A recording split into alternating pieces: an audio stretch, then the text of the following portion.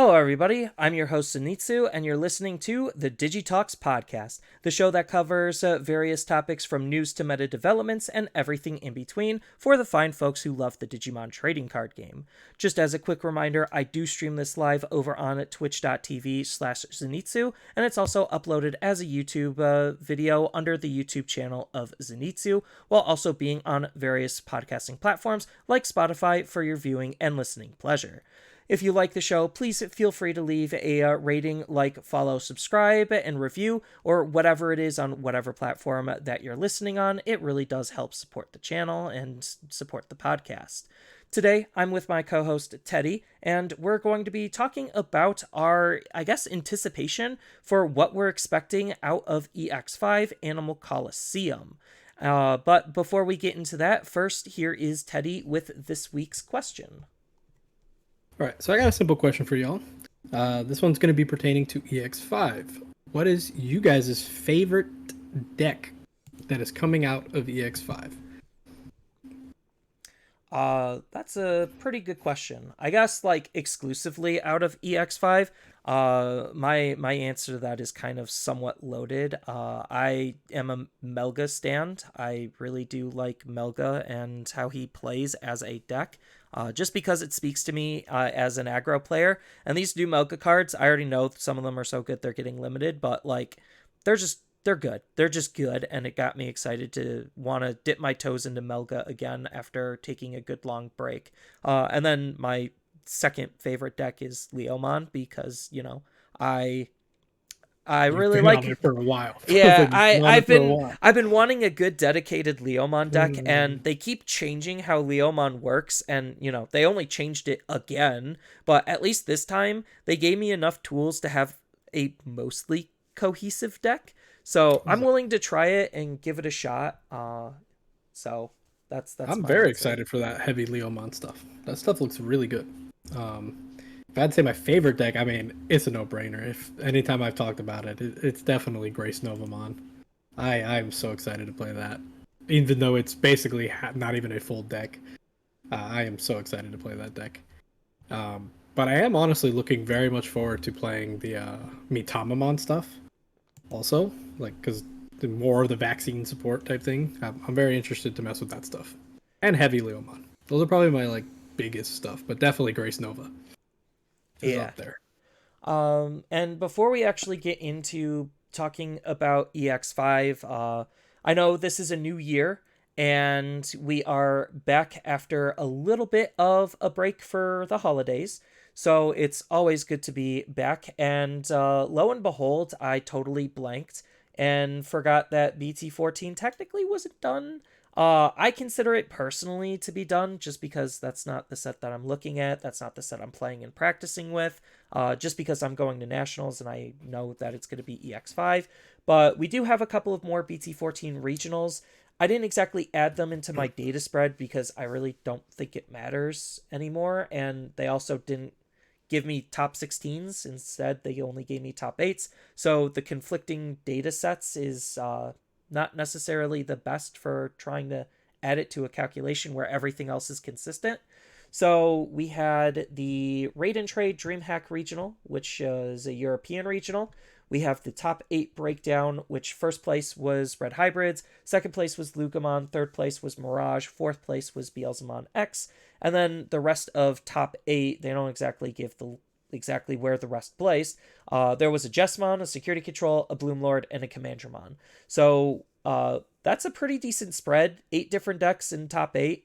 I like seeing that. It only goes to show that BT14 is a pretty diverse format. The only deck that's actually worth noting here, because I did look at all of the decks and they're all pretty cookie cutter, was the Jessmon. Just because Jessmon actually did get a card unrestricted, which does change the deck a bit. And in the deck list that this person was using, they definitely were using BT6 Savior Huckmon at its full 4 capacity. And obviously they had success showing that it's pretty strong. I don't necessarily think like the deck is doing anything too crazy in terms of like Jessmon stuff. He is more into Jessmon GX, so the game plan for this is actually to go into Jessmon GX. So he's running just the Jesmon X line, one copy of the BT13 Jesmon, and then surprisingly enough, two copies of Craniumon, not necessarily to Digivolve, but probably to trash with the starter deck Sistermon Blanc, just as a good discard card, just because, it's free. And then Jesmon GX can suck it up and gain even more protection.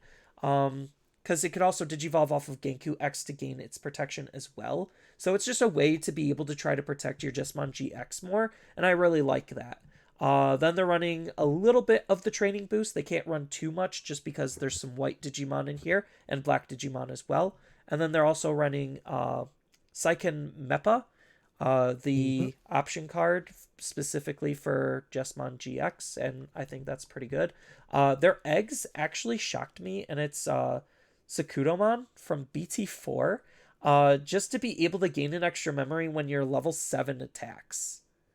Yeah, Like, I mean, the idea is just to turbo into GX and then swing and get the most value from that individual swing. So I think it makes sense. It is definitely a little less consistent, I assume, when you need a really really good pilot to make that work, and a bit of luck. But um, yeah, he clearly did good with it, so I can't say nothing. yeah, the only other tech card is two copies of Crimson Blaze, but I think we're getting to a point, Yeah, if not already at a point, where if you're a red deck and you have you some have to deck be. space, just throw in Crimson Blaze and call it a day. It's just such a good floodgate, especially for like the go wide meta that we're currently in. So that is Jesmon. Nice to see Jesmon do well with its unrestriction, showing that it matters. Same thing with blue hybrids that we talked about previously. It's definitely nice seeing that uh, these older decks that had restricted cards can do well with them taken off. I guess that only proves the point that they're kind of a problem, but because they're not topping dramatically, like in high amounts, I guess it's not a problem. Yeah, the meta's moved enough to where it's not that bad. Yeah, and then as far as the other event, it was the Nest, which is a Latin American event. Um, so Mm-hmm. they had first place being Shine Greymon, second place being Belfmon, third place being Red Hybrids, fourth place being Shine Greymon, and then it's just labeled top eight. I have no idea exactly where these decks actually stand. There's a Hunters, another Shine Greymon, and two Mirages. So a little bit less diversity, but again, just still a whole bunch of different decks being represented and different deck types.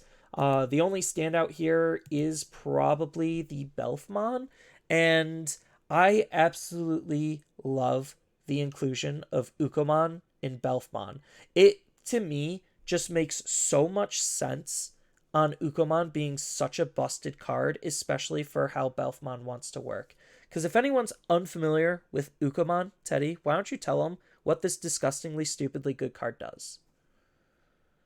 This might be my borderline favorite card in the game, but it is a level 3 white Digimon that can evolve over any color, level 2, and it's once per turn when you would promote from the breeding area, you would gain a memory and then hatch another egg. So effectively, you can never be choked as long as they don't have a way to, block memory gain. And this gives you a way to be aggressive faster with literally every deck that uses it. And it allows you to set up a lot harder. This card is just absurd.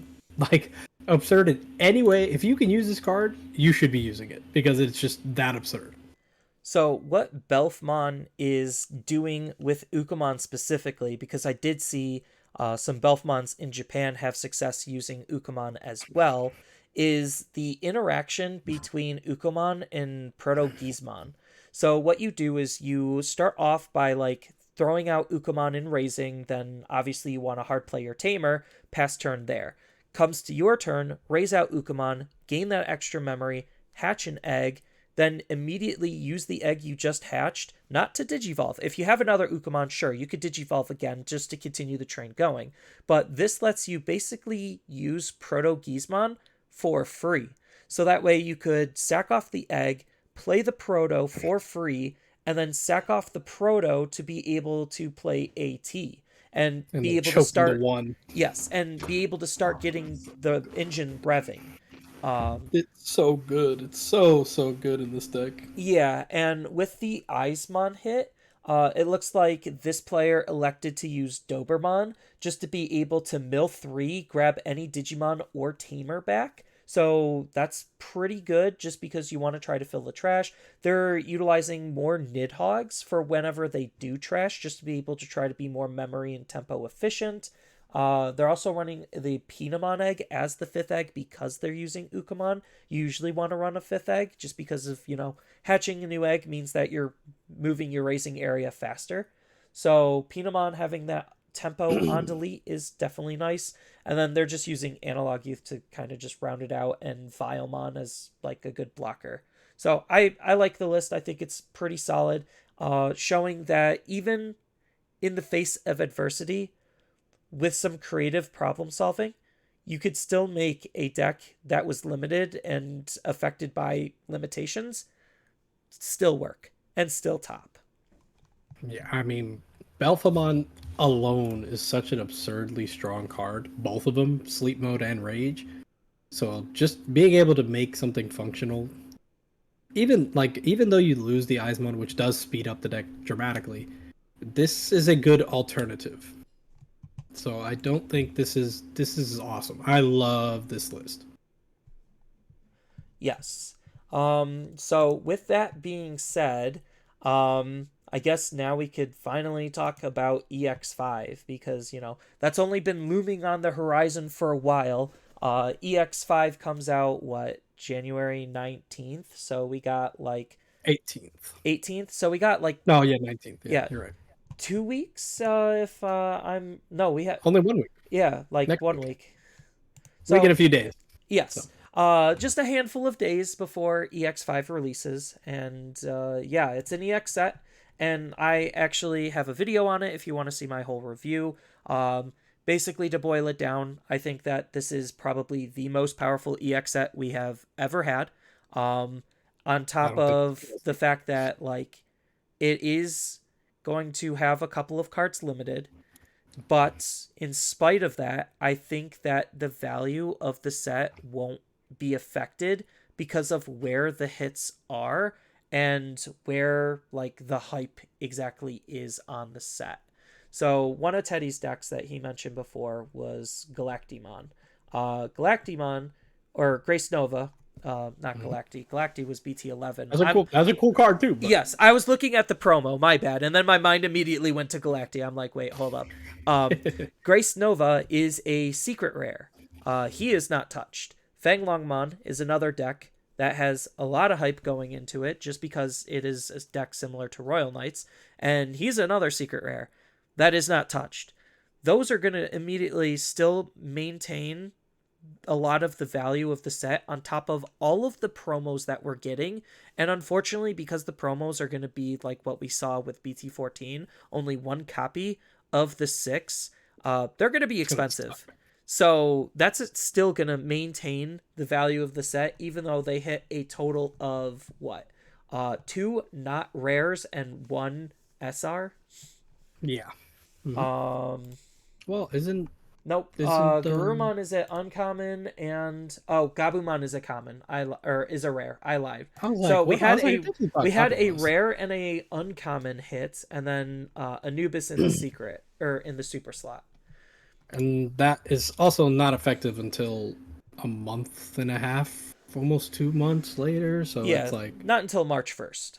so it's not. You still get time to play with the cards.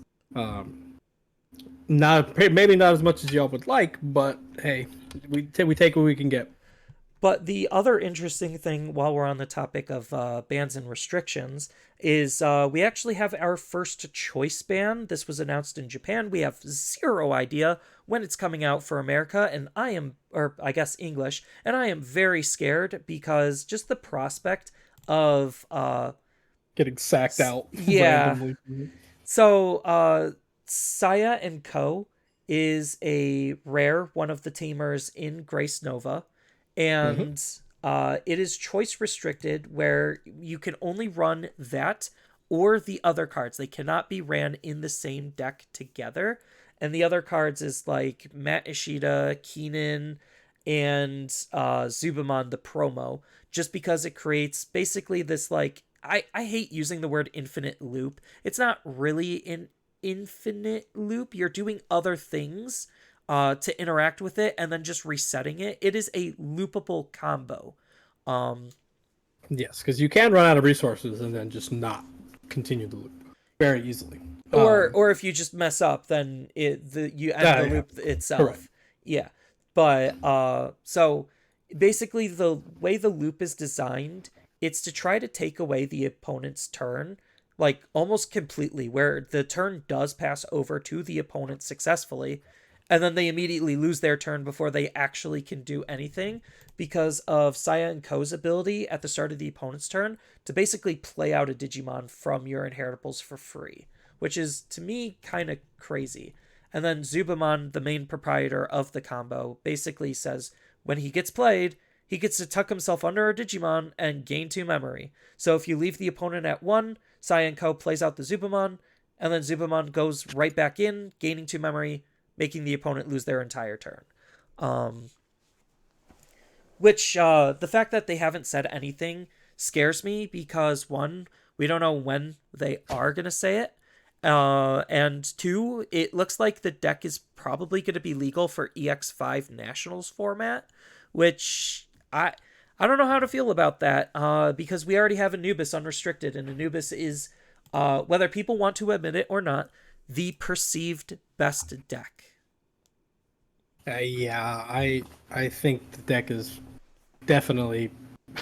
I don't see how it's not going to be because of how absurdly strong it is in combination with older cards like Mervamon and Even uh, just using it in with some of the other cards in the set, you get access to yeah, Leviamon, and Leviamon, like as I was the card is experimenting with the crazy, deck, bro. yes, the card is just a really good tech card in Anubis, because he helps try to deal with wider fields. He has the capability of just sniping whatever, and he's just such a powerhouse of a card, being a 13k that also has security attack plus and gains you memory for doing that.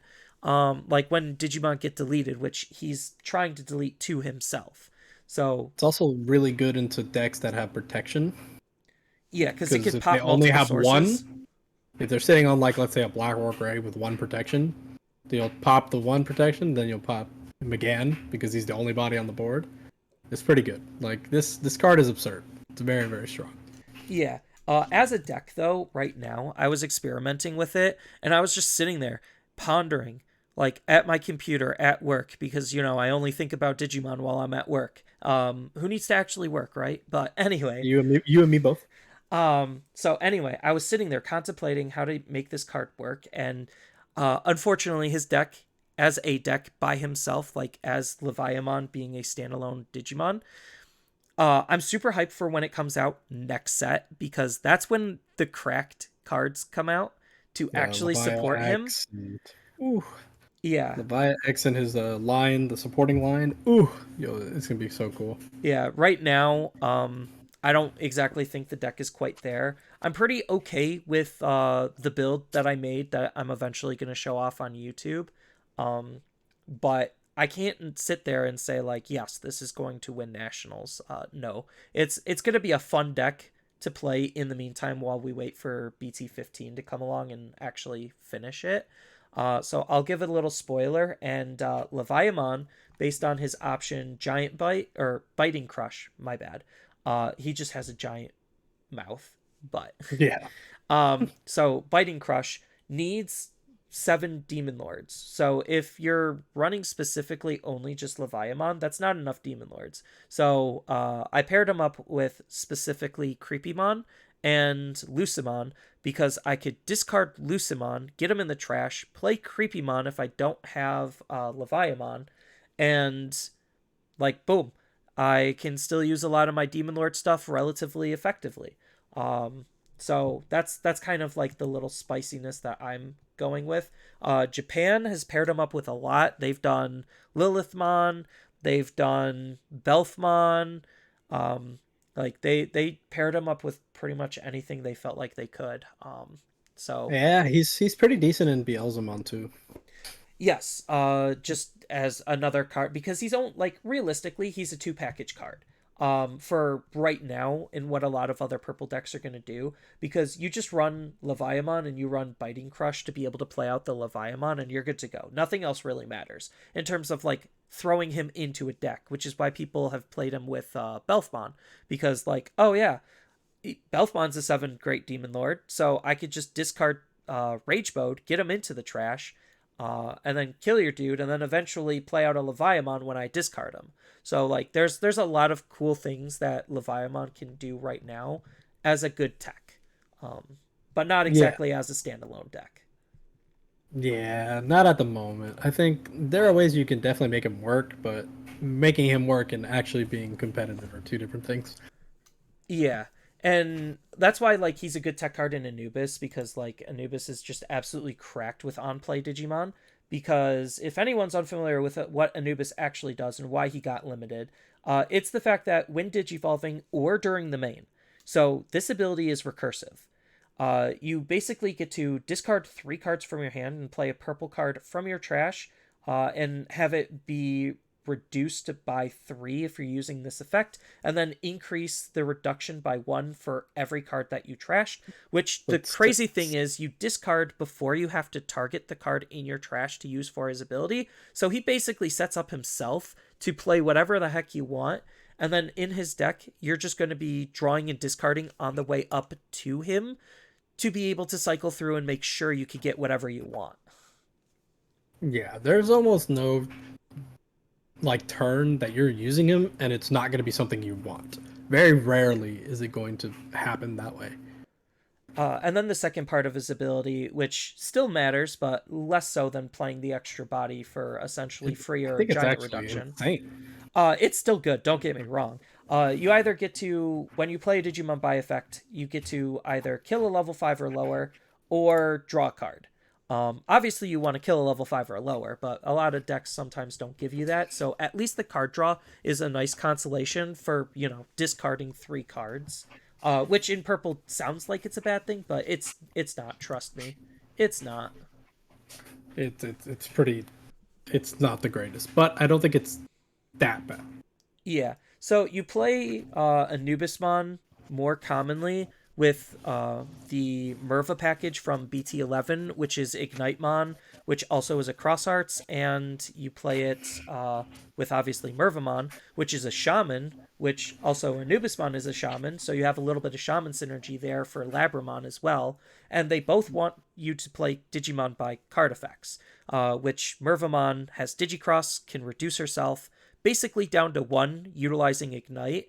And then your ideal board state that you're ending off with is Anubismon, Mervamon, and 2 Retaliation Digimon that, because of Mervamon, also have Blocker and Rush. So if you're able to maintain turn, you could aggro, and if you pass turn, you choke the opponent and are left with a very wide and very hard to deal with board state because now the opponent's going to have to get through both of those Retal blockers, and they're also going to have to get through 2 megas in order to effectively deal with what you're doing, because otherwise you leave the Merva on the field, they go into a level 7.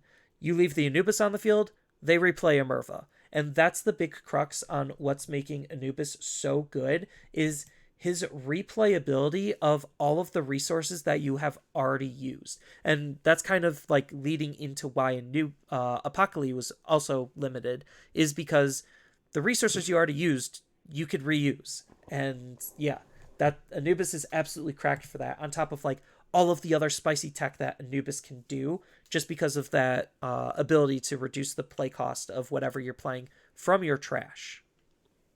It it just does too much.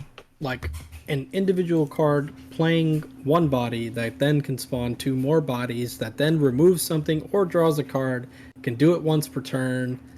I mean, it's too much. Like too much on an individual card. Yes. And that's Uh not including the inheritables that also it has to gain plus memory, so borderline not losing anything at all from doing it. Only maybe even surplusing with very good inheritables. So it's just way too much, and it's understandable why it is getting hit later. yeah, but we still have to deal with it for nationals first. Correct. Which that's not an uncommon thing because usually in nationals they'll hit something after nationals, like we saw that with Black War Greymon last year. But I had an interesting Facebook comment where it's just like, I made an Anubismon deck profile video, and somebody immediately commented and said, "Oh, I don't think Anubismon is going to be the best deck in the format." And I'm just like, just because a deck has a counter, because he said like Leviamon eats it alive, and I'm like, sure, but just because a deck has a supposed counter doesn't mean it's not the best deck because of the rest of the entire meta spread. Like BT11 with Black War Greymon, if it wasn't for Grandis keeping Black War Greymon in check, he actually would be a borderline tier 0 deck. But because Grandis was still played and still good and around, he kept Black War Greymon in check as a good natural counter. But Black War Greymon still ended up winning Nationals that year and still was the best deck by a very large margin. So yeah, there's that. Yeah, this I understand. Like everything has a counter per se, but the counter that Anubismon has is not something that's going to be widely used. So it's like, I mean, it could be. It could be. I'm not saying it's not possible that it won't, I but think I think the more common counter that people are going to try to Crimson. do against Anubismon is just use OTK decks to try to outspeed it, like Mirage. Yeah, I mean, yeah, that's how else do you beat it? Don't even let it get to play. Yeah, and I that's why mean, like Melga seems to be pretty good, especially with all of the new X tools he got. Just because his new X tools are absolutely cracked, they're so good. they're pretty awesome. The deck is really fun to play. If you haven't played it yet, you should. It's very fun to play. It's just a shame that everything else was abusing the engine, so now Gurumon can't. And like Yep. it's funny. Gurumon has as a deck, I think it actually is the deck that has more bans Than or any other not deck. really bans, limitations placed on it than any other deck in the game. That to me is absolutely crazy. I mean, some people will say, according to BT9, it's justified. And I'm just like, but Alphamon was the best in BT9. And it wasn't necessarily that dominant in BT10. It was dominant, not that dominant. And then Uh, BT11 came around and Black War Greymon just ate it alive and then the deck died. it just I think the advent of just being able to swing multiple times with level 5 and kill your opponent before they even get a chance Yeah, is it's more PTSD, but I also think it is kind of justified considering multiple swinging with your level 5 with protection, um, while drawing and potentially removing your Digimon along the way. It is a little bit too much. it's too Uh, much for one thing to do. Like espe- one individual stack is doing that.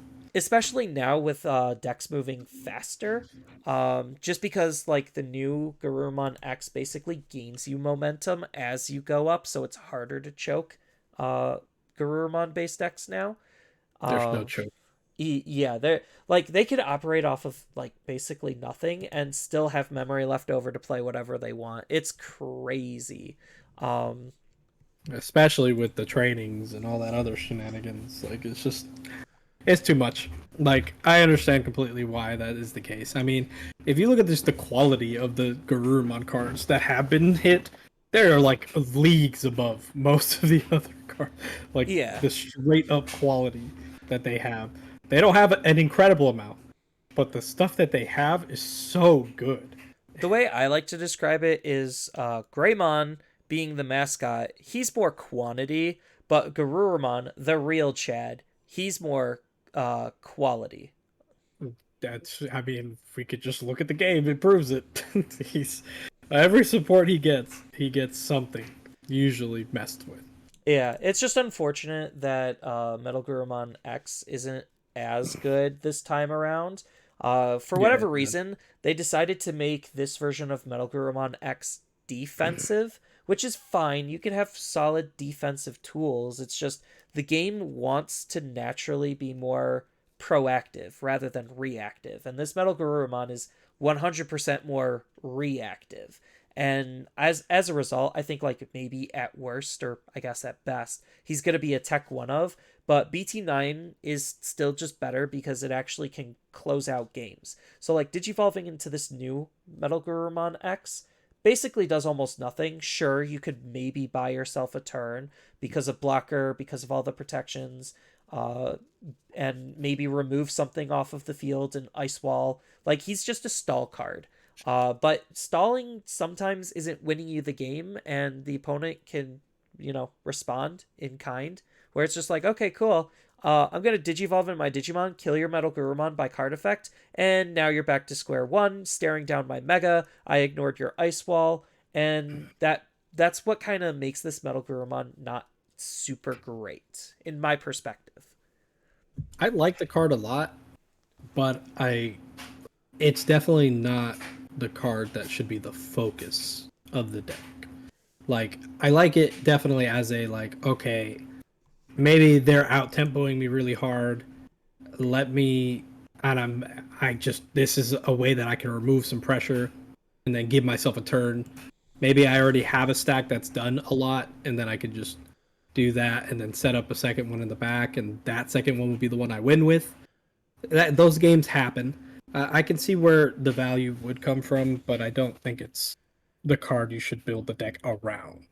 Definitely the older one is infinitely more flexible in terms of what you can do with it. Because you can still play defensive with it, but you can also be aggro with it. Yeah, because this card also screams that it wants to be used with the brand new X antibody, Mm-hmm. the proto form, Proto. just because you could do your level 5 shenanigans with multi-attacking and then proto form um, into your Metal X, the new Metal X, to reduce the cost and, just set itself up. Just because you don't need to like swing when Digivolve because you're not really gaining any benefit by doing that with this Metal Guru if you're using the old one. So that's kind of like one thing that I noticed is like he definitely is designed to try to be used more with a defensive build. He's definitely more of a purple card rather than a blue card. He's got some blue aspects. That's why like their two colorness is like they take a little bit of blue and a little bit of purple in terms of mechanical stuff and then just throw it into one card. And I kind of like where they do that. Um, I dig the card a lot. I think yeah, it's cool. yes. Um, but in terms of things that are really cool that get used in a lot of different things, let's take a look at Metamamon because Metamamon falls And into yellow vaccines, and yellow vaccines can use quite a lot of things. Metamamon definitely to me screams more of an aggressive card. I So love he wants to take yellow vaccines down like the Kentaros route where I'm going to be trashing my security and using it as a resource still and trying to stave off damage. Mitamamon seems very fun at doing that. I love this card. I can't wait to play this. I this is definitely one of the first ones I'm gonna build, besides of course Grace Nova. But this card is just really cool. I dig it a lot. The cool No. part is like yellow kinda is in the spot because of the Patamon engine where it's just waiting to be broken. And I don't think Patamon is going to be the straw that breaks the back, but the fact that you do have that like yellow Patamon core from BT14 that you could apply, and then you just throw in some of the Kentorosmon cards because you have that Kudamon, you have the new Kudamon, and like the deck is looking very smooth. Yeah, I like it a lot. I think it's just more options never hurts. Um, and the options they're getting, it allows you to play the deck in a multitude of different ways, which I think is dope.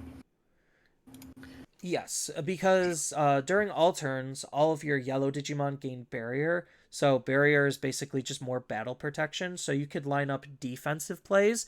Just because you could be like blocker and barrier. Now you're gonna have to like actually find an alternative way to kill my Digimon. Even though it does burn you security for using barrier, just keeping your Digimon around is kind of threatening.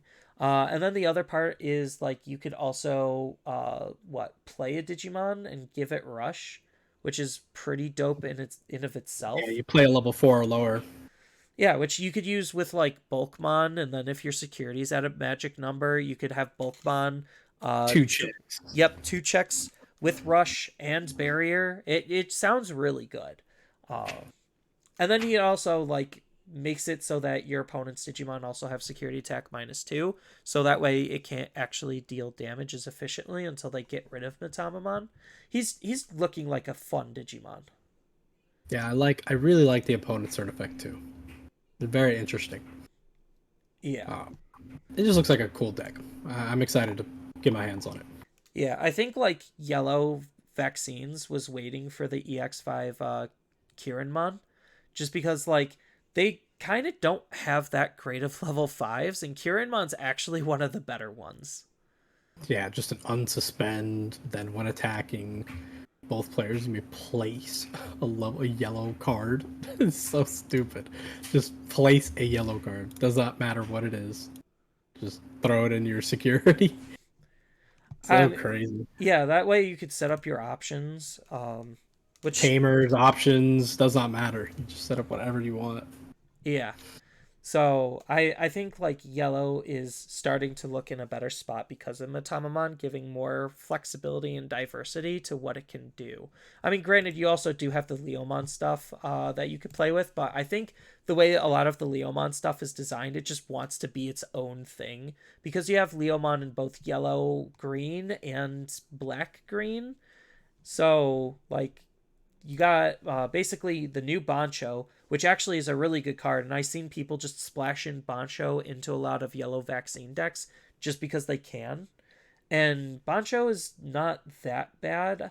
He's pretty basic. Suspends the opponent's Digimon down when you play him, and when he digivolves, you can reduce his play cost by having enough cards in your security, and then he also just gives -4,000 in security attack plus or security attack -1, which is fine at staving off damage and controlling the field. He's just a generically solid card. The only Yeah, I like problem is he is generic, so uh, generic yeah. cards for other decks outside of their own generally are the ones you put in last. Yeah, he's good, but he's not like, yeah, I can't wait to build my deck completely around him. Yeah, No. I think the Leomon deck definitely is going to focus on heavy Leomon just because I love Indomitable being the new keyword, or not Indomitable, Fortitude.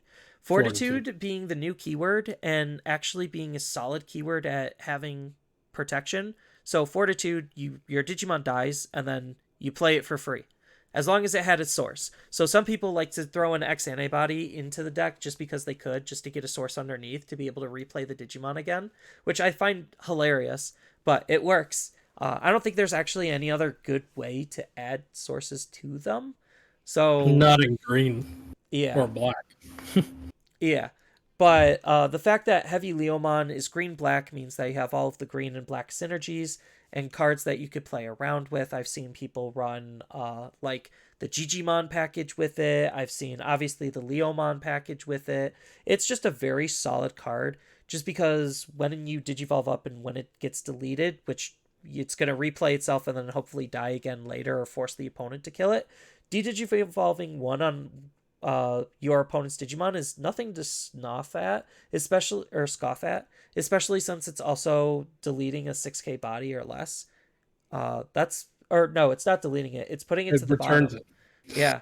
So that's pretty solid removal. Just it's annoying. And then at It the end of cleans the up wider boards very easily. yeah, and then it also can bottom deck 4K or less after it's done attacking. And it unsuspends itself. So what people like to do because it's naturally 13K is, just throw in Final Zugaban Punch because now it has Reboot Blocker, which gives you your defensive backbone.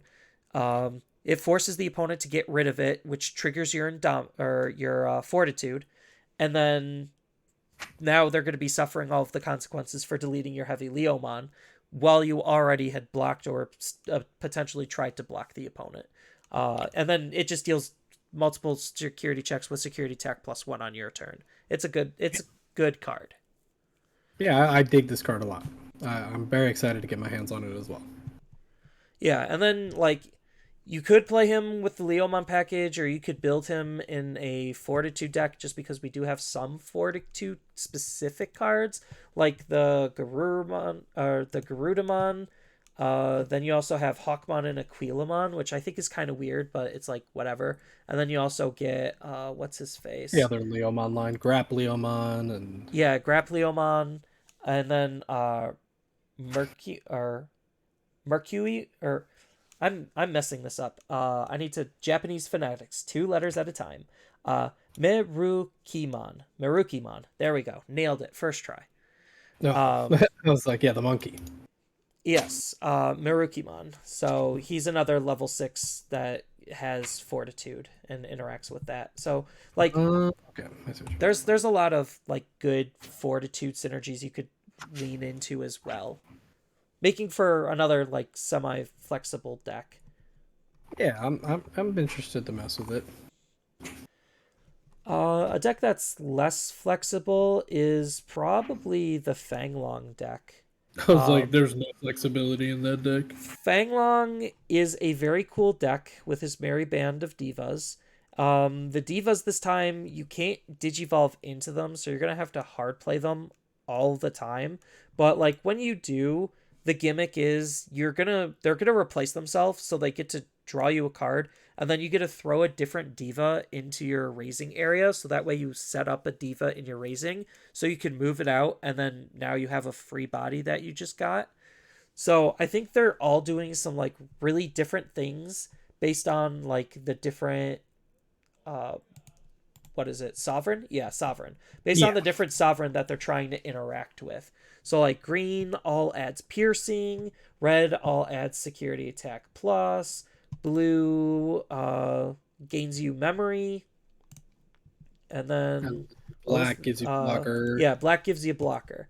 And they all each of the different divas do their own slightly unique thing to be able to do stuff, and then all of the sovereigns also just so happen to be aces, so they cost just as much as the divas in case you need to hard play them to get some instant benefit, or if you want you could wait and hand counter blast digivolve and try to like digivolve into them for free uh, on the opponent's turn if they fall for it, which they usually will because you're setting up level 5 after level 5. And Yeah, they don't have a choice more often than not.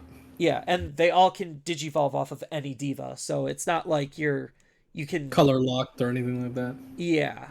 So it's another pretty smooth deck similar to Royal Knights. Like it kind of just doesn't matter what you play as long as you're playing stuff. And I think that's like really good design to dip and lean into just because it makes decks more consistent, which reduces the amount of non-games that they have. Which is why the training cards, as much as we kind of hate them and are stuck with them at this point, like why they exist is to just try to reduce the amount of non-games.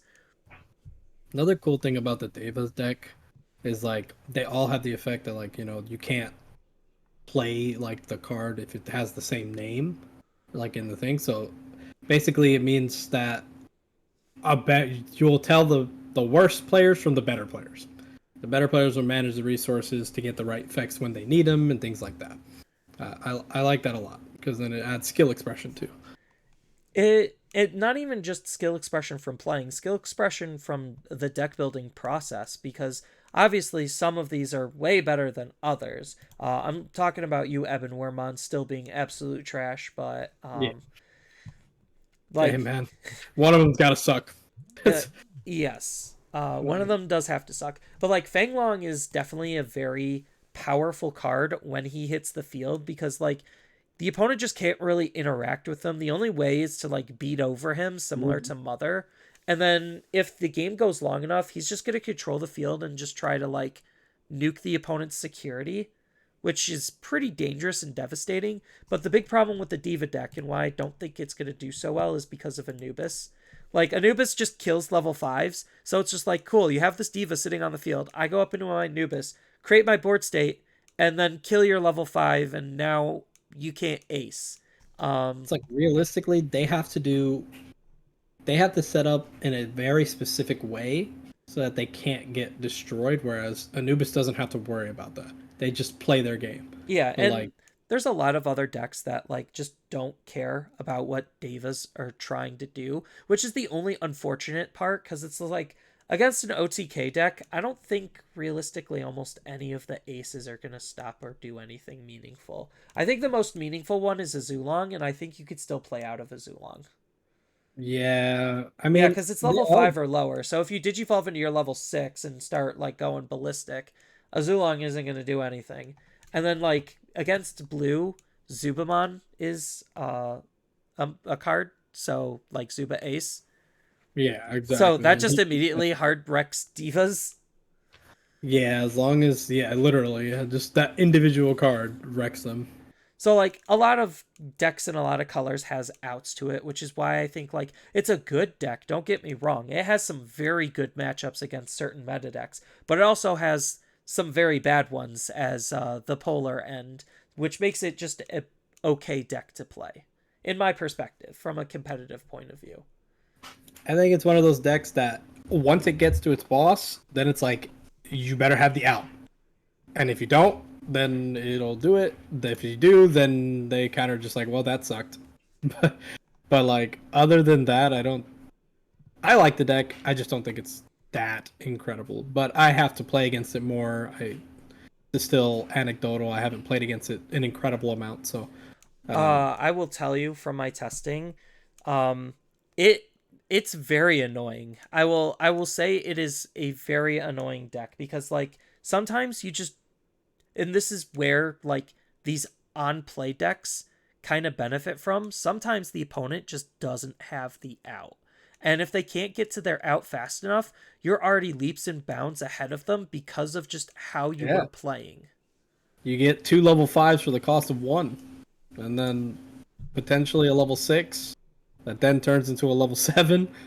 So it's like, yeah, I can see why if it comes at the right time, you just auto win because you just didn't have the out fast enough.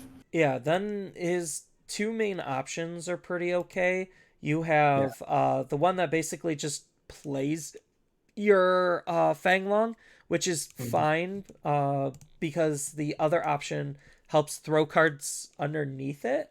No, it throws cards underneath the Yeah. sovereigns, Yeah. The Deva, but it what digs it is it? out at least. So like that's something. Play, yeah, digs one or digs three, play, takes one, puts it under, and then return the rest to the top or bottom. That's good too, that it tells you you can return to the top or bottom. I Yes, like that. because you could rig your draws. You could rig some mills because most likely you're going to be playing Analog Boy to try to dig out your cards. And if a Fanglong winds up in your trash, you have an option to be able to play it out. You're Yeah. also usually going to run Sistermons as another cheap card to just draw and discard, cycle through your deck as quickly as you possibly can.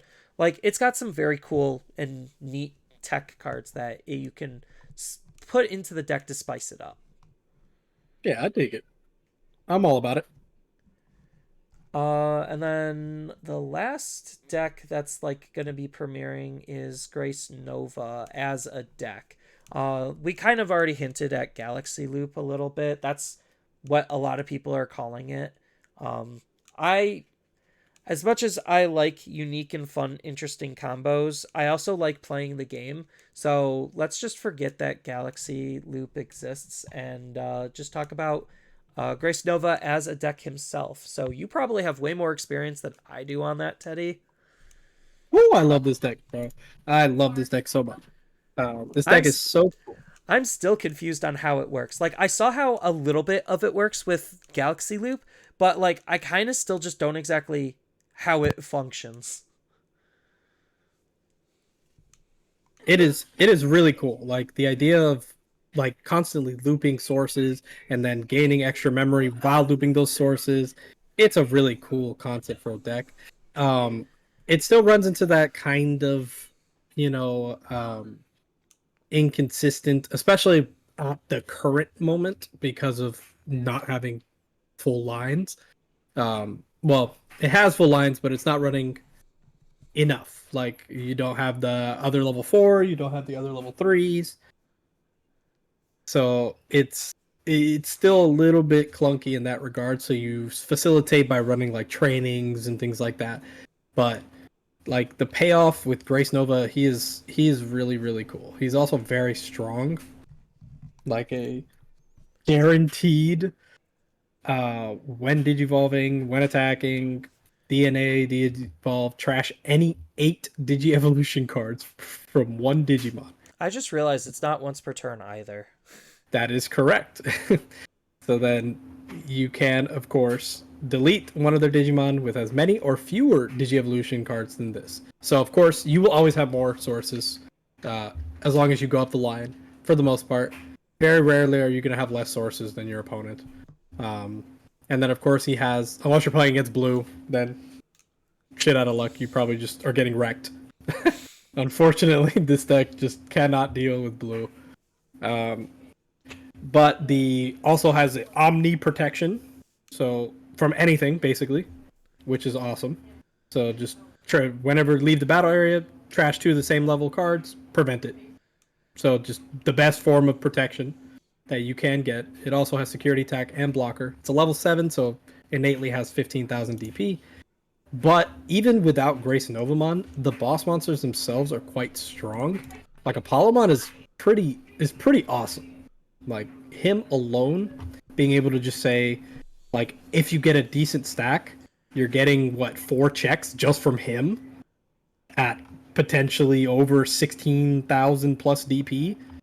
So him, and then you do things like use the tamer to switch into the blue, evolve, unsuspend, swing the final check or something like that if you get a chip off. So there's like ways to win where you're not only relying on Grace Novamon, which is why I think the deck is pretty cool. It just doesn't have like, for example, we're gonna get that Mott Galgamon to give jamming, but that's much later down the line. Not worried about that right now.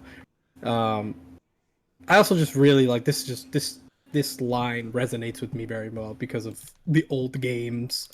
Um, Playing Dawn and Dusk, I just have a very strong affiliation with the deck. So the moment I saw these cards, I was like, I'm gonna max rarity this deck. I'm gonna blow a lot of money and make this deck pretty. Now the real question is, are we going to get Shadow Apollomon? I sure hope so. As like an alternate evolution, dude, like that's kind of like a Shadow Seraphimon. That'd be cool. That'd be super. Yeah, because he did kind of have a like dark form He in did. the anime, so I was wondering that would be kind of dope if we see like Shadow Apollomon. Would he be the first? No, no, no. There's other level I don't sevens know out if there. that's actually what he's called in the anime. I don't know what his name is either, to be honest. I remember it, but I don't remember the name. Huh. But that would be cool. I hope it. I hope it happens. I want anything that buffs this deck. I want it. Like I want it. I mean, that would still be like an incidental buff, just because like if he still keeps the Light Fang tag. Yeah, light. Um, Well, he'd be Galaxy if he's Grace Nova. oh, Uh, Whispered. That's the alternate tag. Apollomon Whispered. oh, the Apollo. Yeah. So he would have to either be if he keeps Light Fang, then yeah, he could be used in the deck. I don't know. The thing is, deck space is going to be pretty tight because you want to run these two because they just do so much.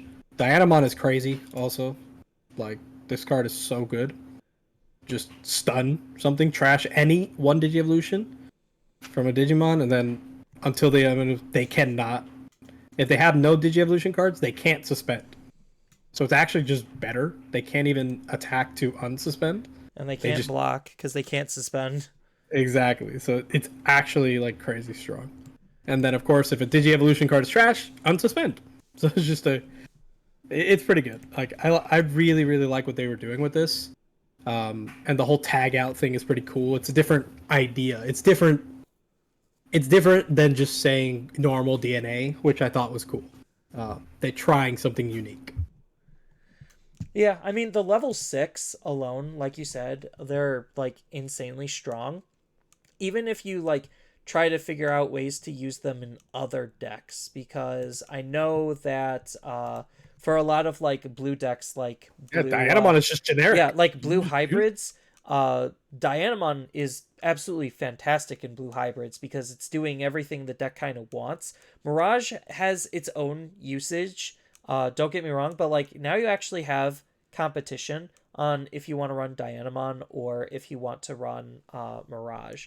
And then Apollomon is also just another like generic card. He also has Blitz, which nobody's really experimented with a Blitz deck in a while. But I think like Blitz decks are basically just another OTK deck. It's just the only unfortunate thing with Blitz is to use Blitz, you're already passing turn, and if you checked all of the opponent's security and Can't pass turn, you continue it. can't kill them. So that's like the only unfortunate thing. Minus the fact that he's a vaccine, so you could use Ty to try to like maintain turn after breaking their security and blitzing. So like Yeah, you could still kind of try to make it work and then just blitz Omni for game or something. it's there's something there. You could definitely probably make it work. Um, I like just how generically good they are. Like they're just really strong on their own, without like needing the boss monster, which is good because if you we notice from most DNA decks, it's either the level 5 has to be very strong, which we see with like um what's it called? Imperial, where their level 5s are basically their lifeline. Um or the big boss has to do something absurd.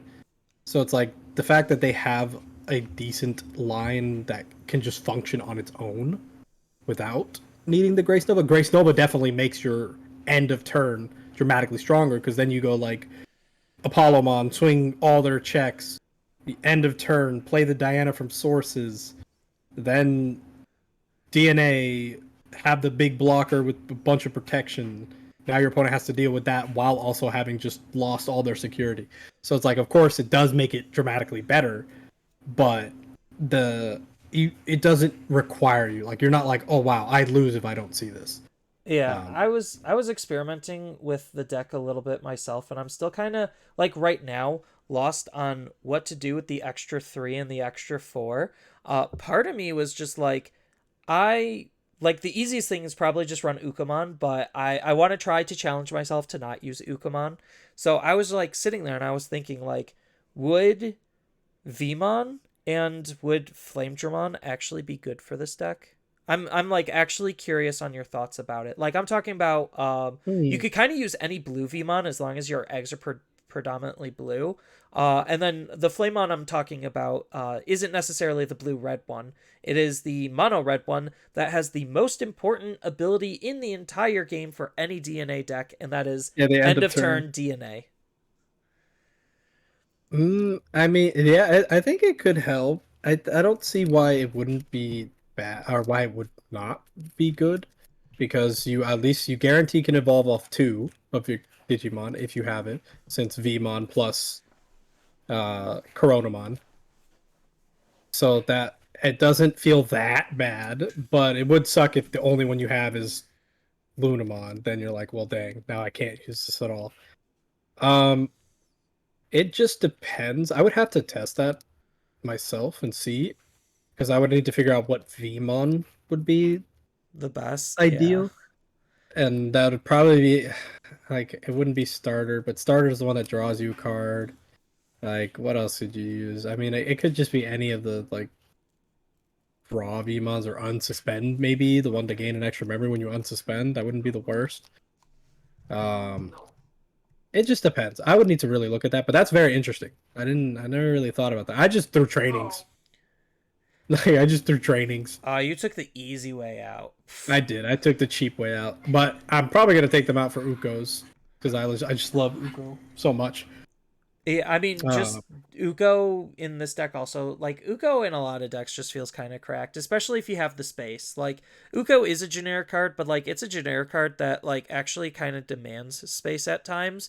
And, like, luckily for this deck as of right now, because we don't have the BT16 cards to, flesh it out, Ukamon just feels like a very easy add-in because you're running two different color eggs and it can evo off of any color. So it's like, it just makes it is sense.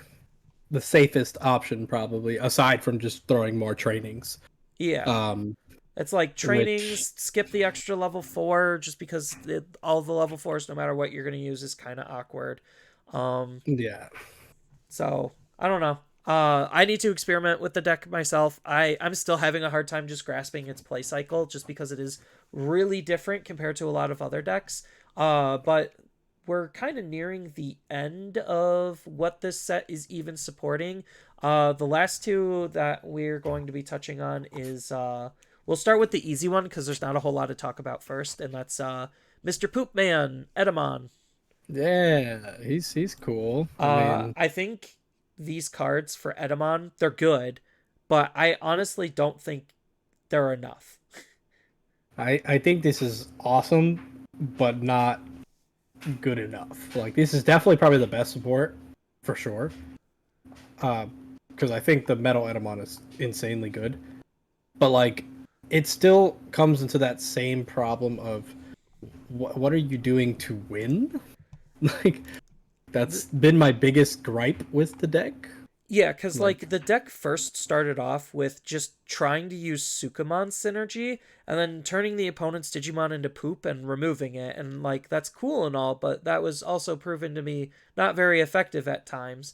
Uh, and then you also just, your win condition isn't good enough because you're not threatening enough damage.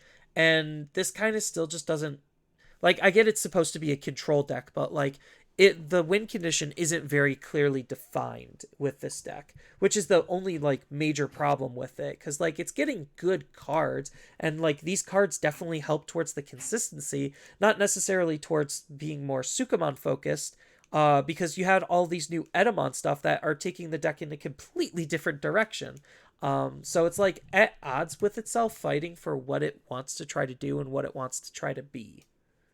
it's like it is one of the like ultimate defense decks. Like if you just don't want to lose, this deck is great. But like you're not winning like with it. So it's like and most aggro decks will just out tempo you and just absolutely destroy this. So it's like I I fail to see where the win condition results from, but I also could just not understand it fully, which is very possible. Uh, so I would need to really get my hands on them and look at these cards and really see how they interact because I like what they say, but I feel there's still no that the aggressive part of the deck is still not there. Yeah, the So part that I actually don't makes you win the game. and like yeah, I know you can't just be and not every deck needs to be full aggro. I get it, but like at the end of the day, you doing nothing and healing yourself and putting stuff is not winning you the game. I mean, I guess it could, depending on what you're playing against, but um, if you're unlucky and you don't have the like, you don't get the god like security and stuff like that, then you're kind of just killing yourself and then putting cards in your security to stall. That's kind of all it does. Um, at least from what I see. I mean, it does have some cleaner color usage than Oh, definitely. than it did before, which I think like that's where Manzemon struggles, is literally in its colors because of how training cards work. Like it's not an on play style of deck, even though you are hard playing a lot of your level fours. But the fact that like in Edamon, a lot of you did get a lot of good two color cards in the level threes, level fours, level fives, and that really helps smooth out the deck to actually be able to use the training cards. Whereas in um the Manze deck, your level fives are all yellow and your level fours are all black, and that split in color does make training cards a little bit more awkward. And that's why like certain two color decks that aren't able to capitalize on the training cards, like that's why they kind of struggle a little bit, is because they desperately need them, but you can't use them efficiently enough to warrant running them, which again is just the awkwardness of like why having certain decks have certain colors and restricting colors to single or double, like it all matters at the end of the day. It very does. And then I also think we aren't we getting isn't there a promo Edamon too? Oh no, that Yeah. Is it not here? uh no, it's, I think it's in the update pack, the limited pack. Yeah, Cuz that's we what I also thought. get like the promos, which we have not even touched on. But most of the time, the promos are updating like older, not super great decks, um, which is like fine because they're not important play pieces unless you're playing that deck specifically, like Galacti, what I was mentioning before. Hmm. Then it really sucks because these are going to be extra expensive. But the one of the promos is actually trying to update one of the decks inside of the set, and that's going to be the Leopardmon deck because that is the last like main line card you could kind of pull in terms of a card that has a deck around him. And I think Leopardmon X is like actually kind of insane. It's trying to be the more fair Anubis in my perspective. That's what he's trying to be. He's like, yeah, so I'm going to be able to cost reduce and play something, but it has to be something from my hand, and then I get a like bounce 5k or less, which and then you could increase the range so it could still hit the higher stages, but like because it's from your hand, that's the part where it's like it feels more fair because you have to draw it, and green doesn't exactly have the best draw, even though we do have the training boosts and or the trainings and the boosts, which the deck is 100% going to run because you're a stack based deck without Yeah, a question. 1000%. Not even close. But yes, you are 100% using those cards. Yeah. So like it's a really good and interesting card. Because like you could be like, yeah, so Leopardmon, Digivolve into Leopardmon, Leopardmon main ability, play out a dude, have it reduce cost. Most likely you're gonna play out a smaller body, like a level 4 or something, because make it free. And then go into Leopard X and then make it or play another dude. And Yeah. that's kind of like what he wants to do, which is essentially what Anubis is doing, just way better because you have better cards. And the fact that Well, you're you're using your doing that, but you're trash. also removing stuff, and then you're plussing off memory and stuff like that. I mean, it's night and day, realistically, like Yeah, what they're and doing. the Like, promo that the deck or at least that Bandai wants you to use with the deck is obviously going to be Bastimon. Because Bastimon interacts with you suspending your opponent's cards down. It's the mhm. 7 cost, it's a beastkin, so it fits in the beast thing that Leopard's already trying to do, and then it reduces the cost of your evolution just flat out by 1. So that way it makes going into your alternate forms, whether it's Leopard mode or Leopard X, makes that clean. And then you also could like play Leopardmon not in beasts and just run Leopardmon green good stuff. And then you also have the promo Kawagamon as well, which also has an on play ability to suspend Digimon or Tamers down, which is nice with a DP boost inheritable. Yeah, it's solid. Like, I think the deck is interesting. It just will probably feel a bit too slow. Is what I think will end up happening. Even though I probably will play this because he just looks super cool.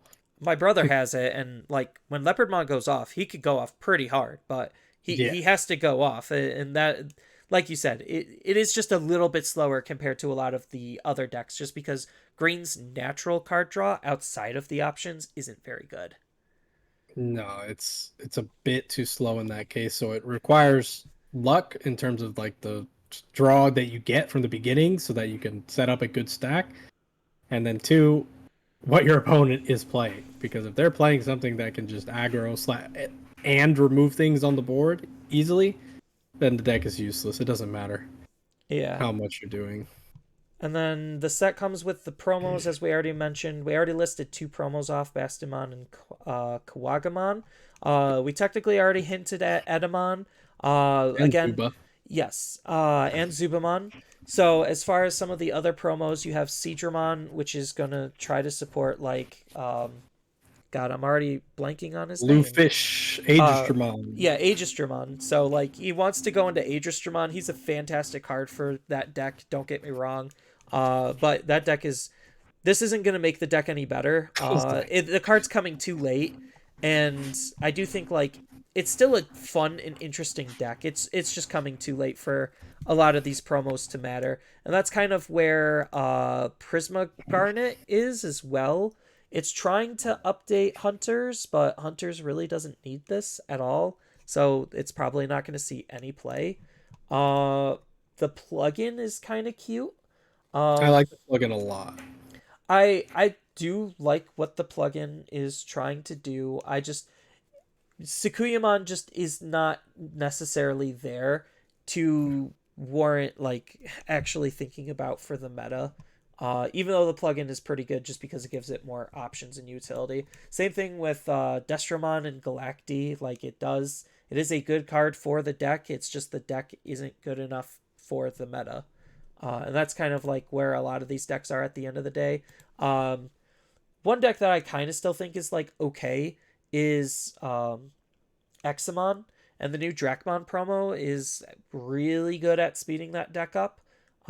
So that's Mhm. always nice because that deck really needed some speed and consistency worked out. Unfortunately, because of the two color nature of it and how it's using two colors, the training and boosts aren't necessarily the best, but this is a really good card at speeding it up. I like the card a lot. Yeah, and then you have Skull Greymon, which I'm kind of confused on what this is for. It feels like it wants to be a bond card, but at the same time, the one we got in BT14 is just better still. Miles better than this card. So like this is another kind of just dead in the water card. It doesn't really have a deck, and it kind of feels awkward for what it's in. They tried to make this more generic and less Greymon, but the other one is more Greymon and Agumon, and it's just better for the deck. So, uh, yeah, goes to show you sometimes generic cards aren't always what they're cracked up to The other be. one literally plays a card and then gives it rush. Yeah, so that way you could bond and swing right away, Come on. which is nice. And then like the two best promos, like if you could get these ASAP or you're just a god and you pulled enough of them, Saber Dramon is absolutely correct. Mhm. Raid Retaliation is already really good in of itself, just because that combination just can kill almost anything, as long as it doesn't have protection, which again is like really freaking good. On top of the on delete and heritable to just be able to recycle stuff back is like good. That's all I can say. It's just good. It's a Anubismon very strong. definitely yes. Anubismon and Mervamon are definitely going to be taking advantage of this, but Birds also is going to take advantage of this for both purple and red. So like there's a lot of decks that this can go in, and that's what's going to make this like a super expensive and really good card. Same thing with Raremon. Raremon is another really good card if you could get as many as you possibly can or get your playset ASAP. This one is also going to be prone to spike because it is basically the replacement that we've been waiting for Eismon. At least some people have been waiting for it because on play when Digivolving discard one, draw two. Like it's not exactly Eismon level, but like that's still good at helping the consistency of any purple deck, especially purple discard. It's part black. It's for whatever reason also considered a cyborg, so that way you could use it inside a Machine Dramon. So and it also has a when attacking ability to discard a card to delete a level 3, which is good at sniping floodgates. So it's like like Saber Dramon. It's just these are the two best promos that are really good for a lot of decks. So Yeah, if you by could miles, by the way. These are like extremely better than most of the other ones. yeah, so if you could get those ASAP, I definitely would. Yeah, this time the way that they're doing promos, I probably wouldn't wait. Uh Unfortunately. no. Cuz we're already seeing like a lot of promos spike. Even the O2 promos are like absolutely going ballistic right now, which like it's fine for cards to be expensive because like Bandai's other card game One Piece, like right now their secondary market is absolutely going ballistic, but I also think like they have some supply issues where Digimon kind of doesn't for the most part. And like it's a shame Bandai has to do like artificial supply issues to try to drive the value up of certain cards. Like they could easily just short print an SR and that creates value there. Like that's not the worst thing in the world. It's not great for them to do, but like I don't know. I wouldn't give That's them ideas. I yeah I shouldn't. I would want to give them ideas on like I'm a firm believer on play pieces being cheap, even if they're garbage play pieces. Play pieces being cheap, which some of these promos are definitely play pieces, and collector stuff needs to be expensive. Some people Yeah. really don't like that philosophy, but at the end of the day, like I do think that's what makes a game accessible. I agree somewhat. I just can't see. I mean, the collector cards it makes 100% sense. Like your manga rares and your extreme ghost rares and that kind of stuff. Yeah, Yeah, even in EX5, we have fine. like three different Metal Garurumon X, or two Yeah, different, gold no, three one. different ones. Yeah, we have three different Metal Garurumon alt arts, and I think that's like really cool. It's just for whatever reason, the price just usually doesn't stick to them like they do with certain other card games, and I think that's fine. But at the same time, like something kind of needs to be done to try to shake things up in terms of the secondary market to make it a little bit healthier and more enticing. Right now, BT14 is like holding insanely strong in terms of like how the set has been performing, how the cards have been fluctuating. Like for whatever reason, they hit a home run with that set. I don't necessarily think EX sets are gonna follow suit. Um, Especially since this is going to have the stigma of cards being banned and limited, even though we kind of already went over it, just does not matter. Yeah, But I think that EX5 as a whole is going to be a pretty exciting set. Meta is to be determined, but it'll fix itself out in March, so it's not like it's that bad. I'm very excited. I can't wait to get my hands on it. I mean, I've been working OT so I can buy myself a bunch of boxes. Come up this soon. I'm very excited to just throw my hands in the ring and I'm get started. I'm more looking at BT15 in terms of like where to throw my money, just because like we already know BT15 is supposedly going to be scuffed because the LM cards for the Ghost Game stuff is fused Mhm. inside of the set, which anytime they change and alter the pull rates, it usually is for the worst. So I'm just like, oh, that means I probably need to gonna buy more of that, or I could wait for the singles, but sometimes the singles just get out of Uh, control. I'm 50-50 with that. I probably just buy them all. I don't I think I'm yeah, gonna wait. that's where I'm at. I'm just like I don't know which one I want to do because I do like opening boxes and having a good time, having enough product for everybody. But I also got to think like who's who in my like play group plays the BT15 decks. Um, I don't I know don't. because it's an EX set. Not a lot of people are playing the EX decks. Yeah, Um, you can forego it altogether. Just play BT14 stuff and be fine. Yeah, and that's the cool thing about EX is it is optional, but like if you're playing deep meta, um there are some things that you're going to have to pay attention to with this set, Anubis being the biggest one. Definitely, 100%. That and the Metal Gear Robot stuff. Yeah.